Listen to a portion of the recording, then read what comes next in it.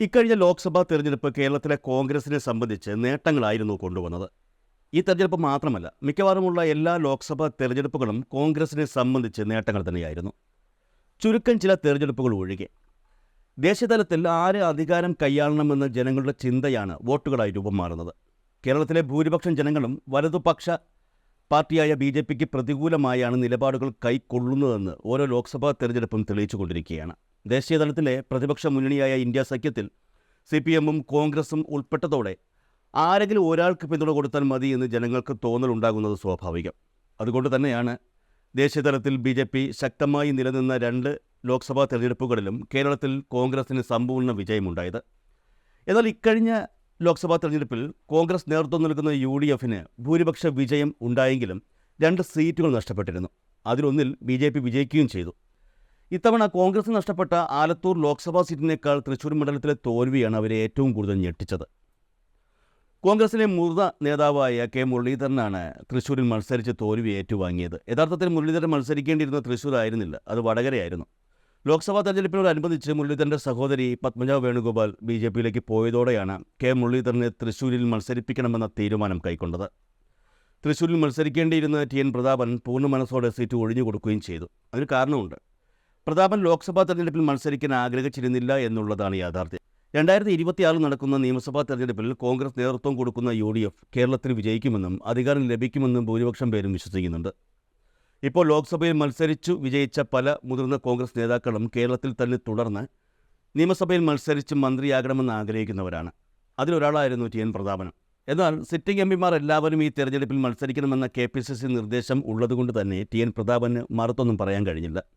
തൃശ്ശൂർ മണ്ഡലത്തിൽ TN പ്രതാപന് വേണ്ടി ചുവരുകൾ എഴുതി പ്രചരണം ആരംഭിക്കുകയും ചെയ്തിരുന്നു. ആ സമയത്തായിരുന്നു പത്മജ വേണുഗോപാൽ BJPയിലേക്ക് പോയതും തുടർ നടപടികളുടെ ഭാഗമായി K. മുരളീധരൻ തൃശ്ശൂരിലേക്ക് മത്സരിക്കാനെത്തുന്നതും. പാർട്ടിയെ ഒറ്റിക്കൊടുത്ത സഹോദരിയുടെ നടപടിയെ രൂക്ഷമായി വിമർശിച്ചുകൊണ്ടാണ് K. മുരളീധരൻ തൃശ്ശൂരിൽ പ്രചരണം നടത്തിയത്. എന്നാൽ മറ്റുള്ളവരെല്ലാം തൃശ്ശൂരിൽ മുരളീധരനൊപ്പം ഉണ്ടായിരുന്നുവെങ്കിലും ഒരു വിഭാഗം മാത്രമില്ലായിരുന്നു, കോൺഗ്രസ്സുകാർ.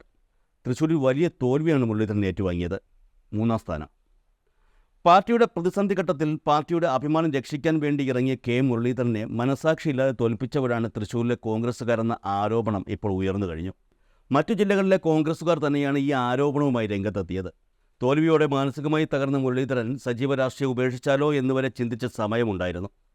ഉപതെരഞ്ഞെടുപ്പ് നടക്കുന്ന സീറ്റുകൾ ഏതെങ്കിലും മുരളീധരന് നൽകി വിജയിപ്പിക്കാമെന്ന് കോൺഗ്രസ് നേതൃത്വം വാക്ക് കൊടുത്തെങ്കിലും മുരളീധരൻ വഴങ്ങിയില്ല. ഇനി ഒരു കാരണവശാലും തെരഞ്ഞെടുപ്പ് രാഷ്ട്രീയത്തിലേക്ക് ഇല്ല എന്ന തീരുമാനമായിരുന്നു നേരത്തെ എടുത്തിരുന്നത്. അത്രത്തോളം ഈ തോൽവി തന്നെ ഉലച്ചു എന്ന് പറയാതെ പറയുകയായിരുന്നു മുരളീധരൻ. അദ്ദേഹത്തെ അനുനയിപ്പിക്കാനുള്ള പല ശ്രമങ്ങളും കോൺഗ്രസ് നടത്തിയെങ്കിലും അതിലൊന്നും വഴങ്ങാതെ ഉറച്ച തീരുമാനത്തോടെ നിൽക്കുകയായിരുന്നു ഇതുവരെ. എന്നാൽ കഴിഞ്ഞ ദിവസം തൻ്റെ തീരുമാനത്തിൽ മാറ്റമുണ്ടായെന്ന സൂചനകളാണ് മുരളീധരനിൽ നിന്നും പുറത്തുവരുന്നത്. തൃശ്ശൂരിൽ തന്നെ കുരുതി കൊടുത്തെന്നും കൂടുതൽ പ്രതികരിക്കാൻ കഴിയില്ലെന്നും വ്യക്തമാക്കി K. മുരളീധരൻ രംഗത്തെത്തുകയായിരുന്നു. തൃശ്ശൂർ ലോക്സഭാ മണ്ഡലത്തിലെ തോൽവിയെക്കുറിച്ച് മാധ്യമങ്ങളോട് പ്രതികരിക്കവെയാണ് അദ്ദേഹം ഇക്കാര്യം പറഞ്ഞത്.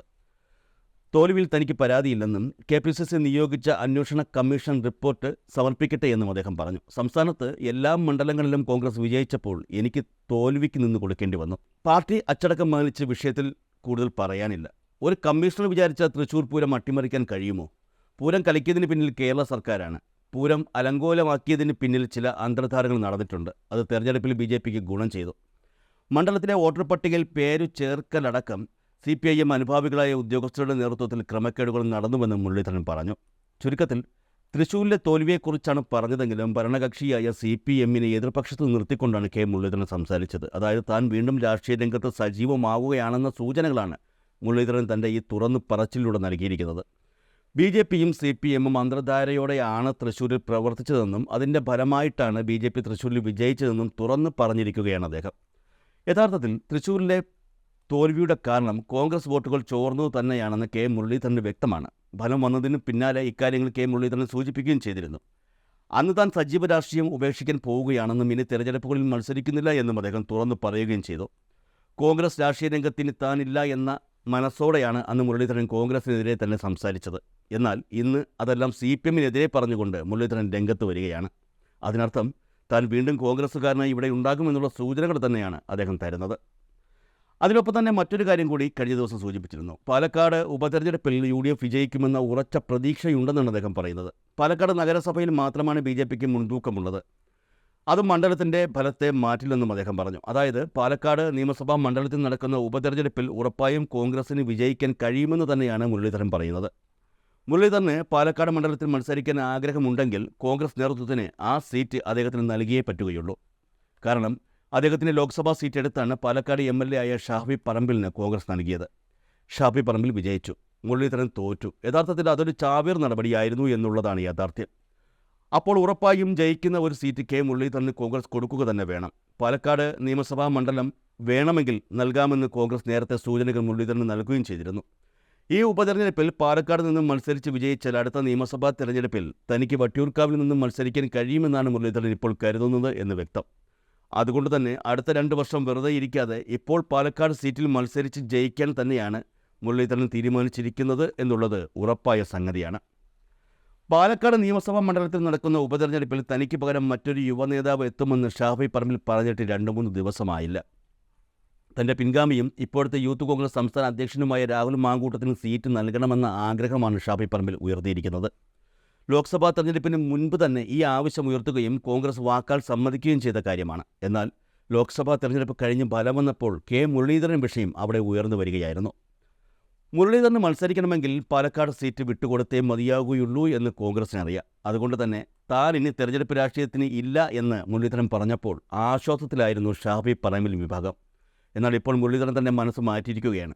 തനിക്ക് മത്സരിച്ചാൽ കൊള്ളാമെന്ന് പറയുമ്പോൾ ധൈര്യമായി മത്സരിച്ചോളൂ എന്ന് പറയേണ്ടത് കോൺഗ്രസിൻ്റെ ബാധ്യതയാണ്. ഉറപ്പായും കോൺഗ്രസ് നേതൃത്വം അങ്ങനെ തന്നെ പറയുകയും ചെയ്യും. അങ്ങനെ വരുമ്പോൾ രാഹുൽ മാങ്കൂട്ടം ഇനിയും കാത്തിരിക്കേണ്ടി വരുമെന്ന് തന്നെയാണ് സൂചനകൾ പുറത്തുവരുന്നത്.